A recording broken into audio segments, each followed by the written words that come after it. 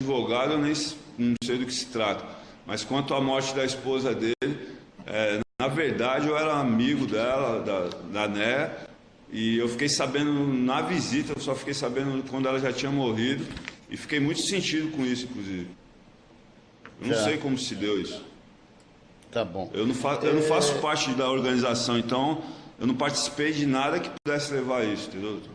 Quer dizer, esses dois fatos poderiam ser considerados como que você estivesse afastado desse comando, é isso? É o que eu estou dizendo para o senhor. Quando eu briguei com os caras que eram os líderes do PCC, o sistema me viu como um líder, entendeu?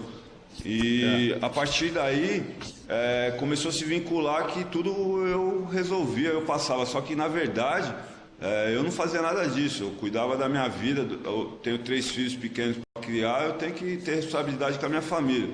E era isso que eu fazia. Só que em muitos policiais, promotores, eles querem se promover às custas da minha pessoa, às vezes sem prova nenhuma. Eles me colocam num processo, que nem nesse caso, por exemplo, uma carta que essa doutora Simone escreveu, direcionada a mim, que não chegou até a mim, que não fala de que eu estou sendo chefe, que eu sou isso ou aquilo, já foi o suficiente para que o delegado que quer se promover, sair de uma comarca obscura como é o presidente Venceslau, me coloca como líder e como voto de Minerva, esse tipo de coisa. Ele tirou isso de uma fantasia da cabeça dele, porque isso não existe em lugar nenhum, não existe nenhuma prova quanto a isso, não existe nada que justifique essa acusação, entendeu, doutor? Tá. Como 10, 13, esse número, né? Você tem algum outro processo, alguma coisa que te envolve com esse número?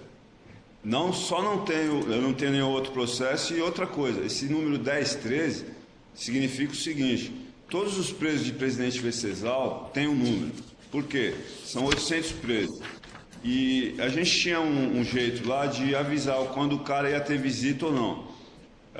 Aí, por exemplo, em vez de ficar gritando o nome do cara, ó, fulano vai ter visita, ciclano vai ter visita, o cara fala, quem vai ter visita amanhã, que está marcado o ônibus da excursão, é o 1013, é o 1011, é o 1015, entendeu? Quando é do primeiro pavilhão. Do segundo pavilhão é o 2010, 2030, 2030, 5, entendeu, doutor? Cada pavilhão tem um número.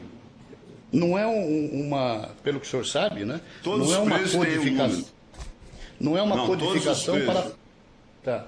Não é uma codificação para fugir de algum ato ilegal, mas é uma codificação... Não, senhor, é uma codificação para ajudar ao preso saber que ele vai ter visita ou não. E todos os presos têm um número lá, nesse caso. Okay. Todos, os 800 presos. Me diz uma coisa, senhor Marco.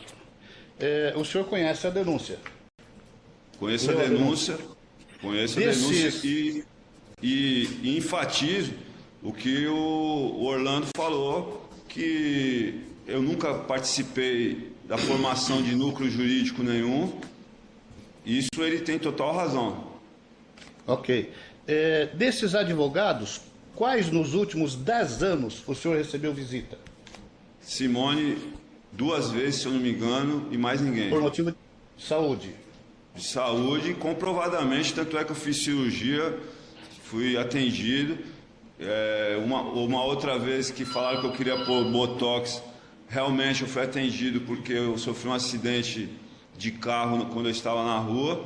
Eu fraturei a face, eu tenho dores muito fortes no rosto, e foi um médico lá e falou que se aplicasse uma gota de botox no local onde eu sentia as dores, elas cessariam. Okay. Por isso foi falado isso. Eu vou colocar também uma outra coisa, não são desses 10 advogados, né? Mas quais advogados você recebeu nos últimos 10 anos? Que eu me lembro. Você se lembra? O senhor, que é o meu advogado, que não tem nada a ver com esse processo. Quantas vezes por ano esse advogado te visitou? O senhor? O senhor. Umas 4, 5 vezes. A doutora Camila, que está aí do seu lado, que me visitava uns 4, 5 vezes por ano, devido a eu ter muitos processos e ela e o senhor cuidarem disso. A doutora Odete, que está aí presente aí, que já foi minha advogada há uns 5, 6, 7 anos atrás, 10 anos atrás. Que eu saiba só, doutor. Que eu me lembre só. Alguma vez, outros advogados, ou um advogado especificamente, com relação ao homicídio, você recebeu lá em Venceslau 2 para tratar da audiência? Então, que eu me recordo, o senhor mesmo, não me recordo de outros advogados, não. Não tem problema. Porque eu nem gostava de ir nos advogados, para ser sincero, porque nem para falar com o senhor eu não gostava muito disso, o senhor lembra disso que eu falava isso para o senhor, porque Por quê? era muito humilhante, tinha que ser revistado, ficar nu, ficar agachando, levantando, então aquilo ali me constrangia muito, e eu até pedia para o senhor não ir muito lá falar comigo, se o senhor não recorda. Isso também levava em conta para que não se falasse que você estava mandando um recado através do seu advogado? Era uma forma de preservar o seu advogado, se preservar? Não, eu nunca pensei nisso, porque eu nunca pensei que o fato de eu ter um advogado ia me tornar líder de alguma coisa, entendeu, doutor? Porque eu achava que eu teria direito a ter um advogado. Ok. Como é que você pensa a se livrar das suas condenações e sua cadeia?